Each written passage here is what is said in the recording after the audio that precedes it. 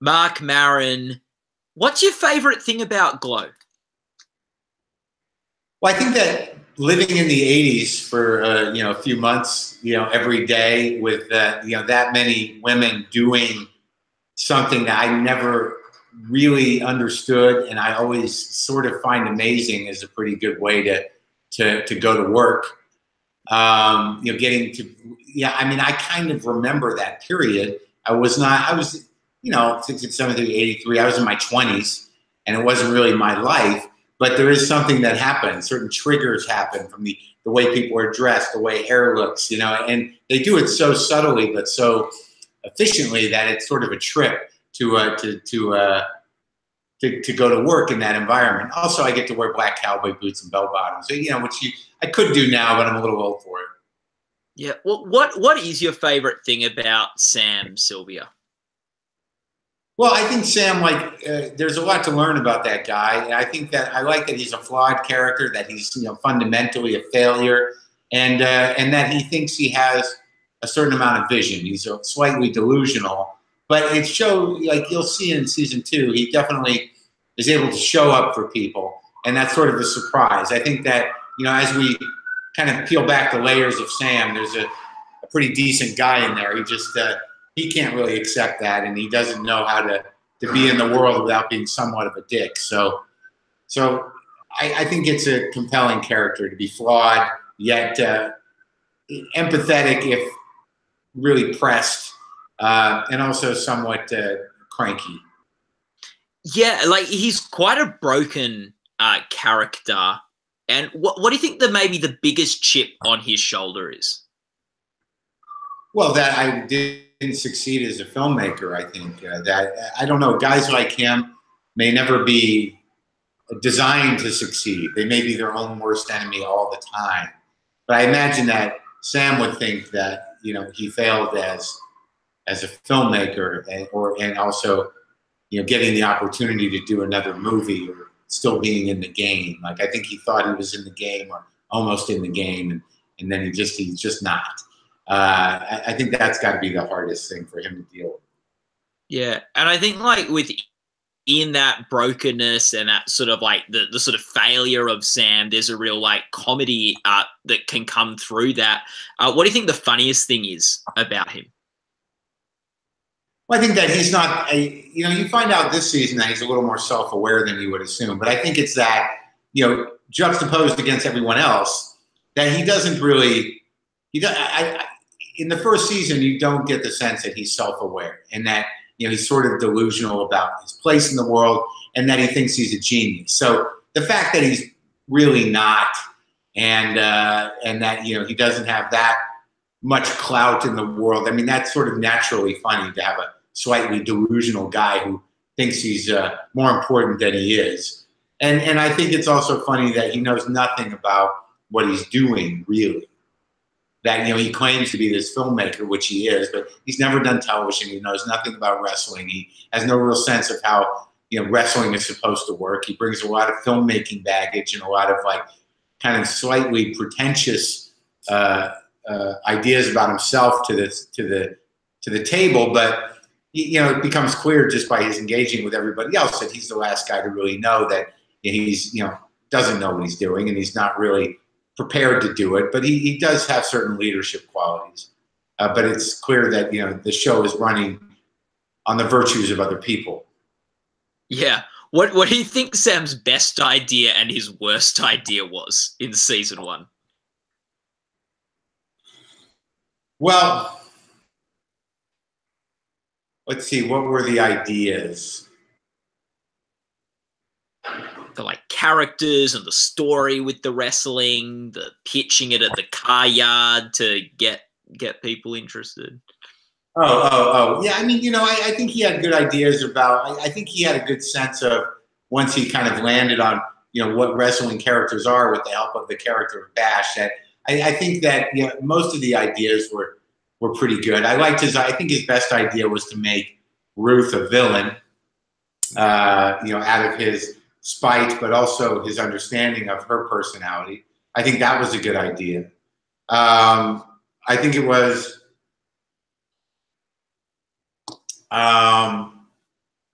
I think the twist at the end of the last of season 1, where Welfare Queen slips in and wins because Sam had kind of put another ending on top. Everyone thought he was gone, and I thought that was a really good idea.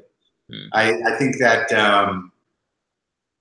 I generally think that a lot of the concept of what the show could be they were all pretty good Sam ideas. Yeah. Now, in your last show, Maron, you played a character based off yourself to some degree. Like, how hard was it getting into the character of Sam and inhibiting someone different that isn't sort of based on your life and your experiences? Well, I mean, the script was pretty great. The script, the writing's great. So when I saw the guy, like, I knew his voice already. Whether it sort of exists within me, that's possible. I mean, he's not really me, but I think we all have different versions of ourselves. And I think the way I saw Sam was, I stuck to the script and I just understood where he came from. But to let yourself go that way, to be sort of shamelessly kind of sexist a little bit, but I mean, that was also of the time.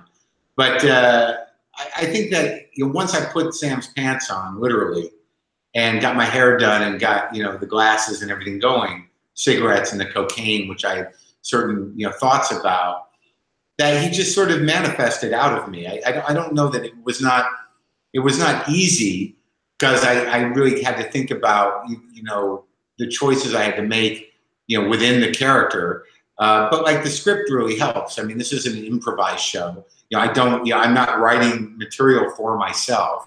So, once you see how the stories work and how the lines work and, how the character defines himself through the script, it wasn't easy, but it was, once I get in him, I'm sort of there, so I don't think it's, because the second season I was worried, like, am I still doing Sam? And I was, because I just watched them all.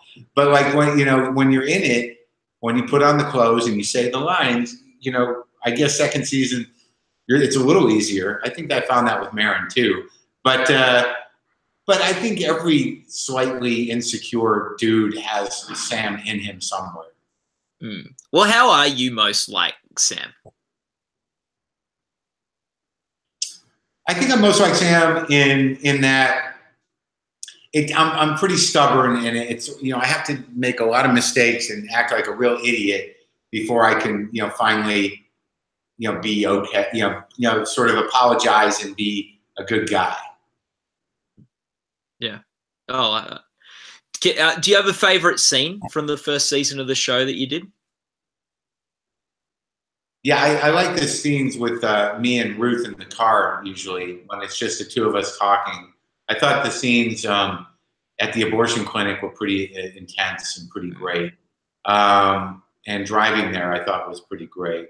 I also like the scene in the car with Ruth when we're at the burger place. And I like some of the more aggressive scenes that I do with her. I like the dynamic between me and Alison, where, it's sort of this love-hate thing that, is very connected. So usually when I'm on screen with her doing one-on-one stuff, I always like that. How do you think that relationship sort of changed or grew over the course of that first season?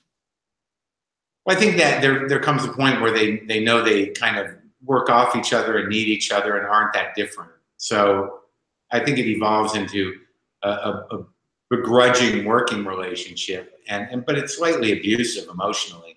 So, but I think that you'll see in the second season that relationship has a little more give to it.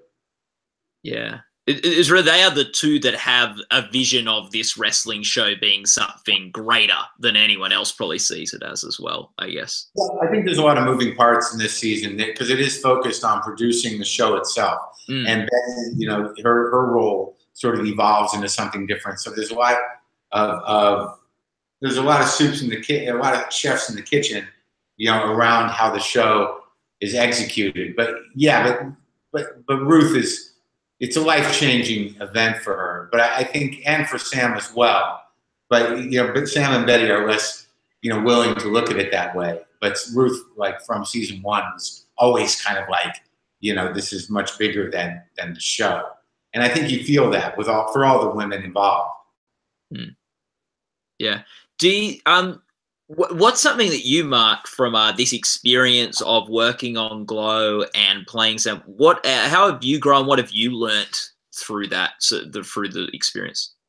Well, after doing my own show for several years, and being a producer and a writer and the main actor and all that, you're kind of consumed with this, and you're kind of it's not, you work with directors, you work with writers and everything, but the feeling of community that sort of happens, like I don't know that I noticed as much because I'm so involved as I do with Glow. That you have a very eclectic set, and a very diverse set on all levels, in front of the camera, behind the camera, in the writing room, and just to sort of watching these women grow and work into this unity and this team and these skills, for me it was all very moving and very, very good for me. Not even humbling, but I kind of really relished the sort of the kind of not having the responsibility that I had on my show, and just being an actor and having to be there for the people you're in a scene with, and be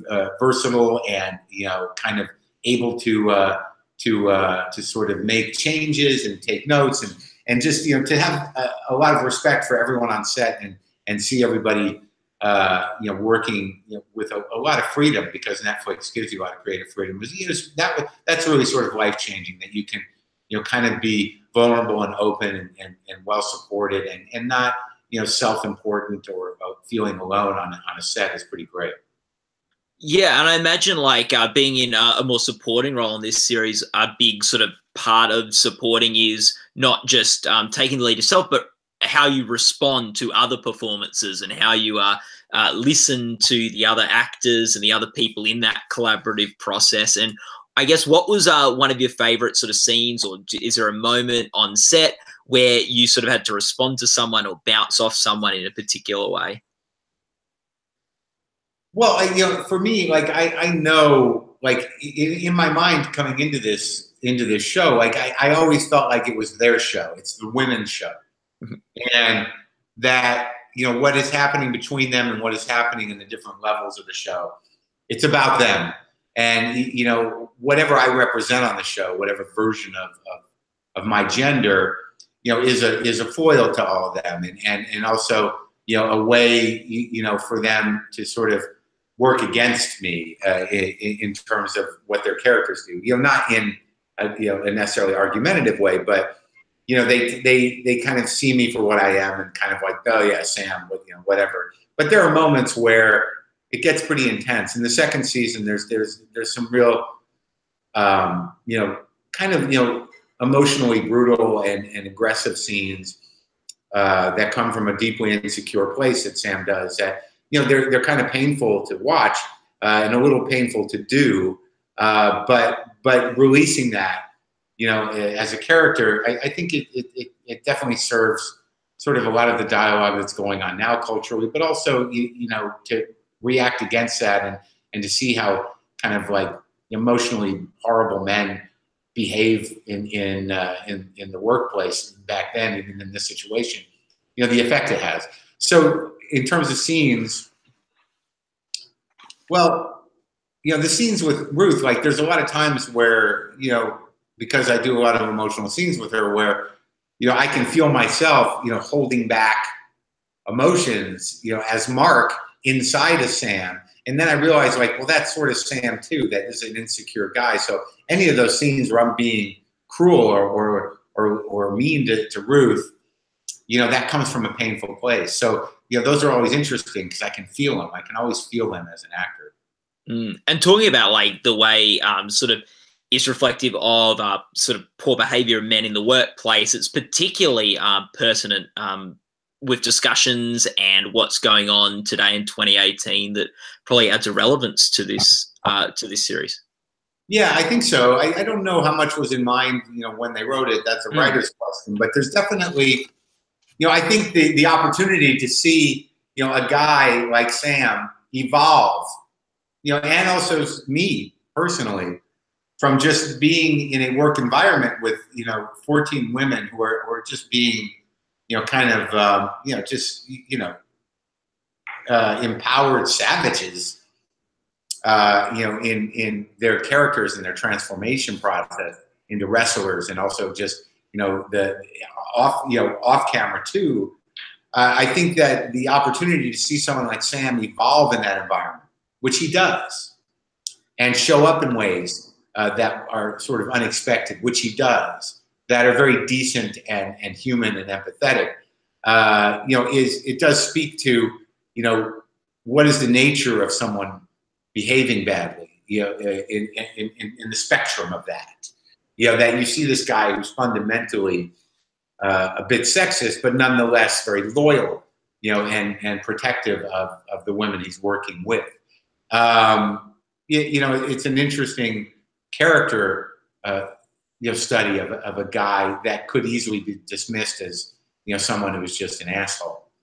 And I think that's interesting given the climate now. Yeah.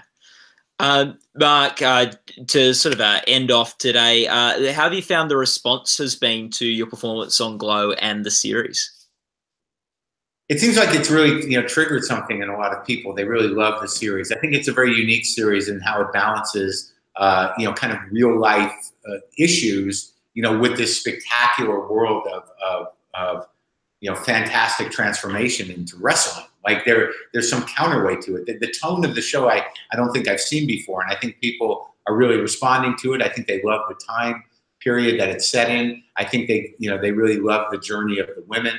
I think that they love the familiarity of my version of that type of horrible man. And I think I think they're relieved and entertained that they can at least find him a sympathetic character, which means I'm doing my job, and a funny character, which means that that I'm doing my job as an actor and filling that guy's shoes. So yeah, I'm thrilled with the response. Well, Marc, I know you're very busy. Thank you so much for squeezing us in on the talk show circuit and making some time to talk with us about Glow, and all the best of luck for the Emmy Awards. You're on the ballot. Supporting actor ballots came out this week, so that's pretty exciting.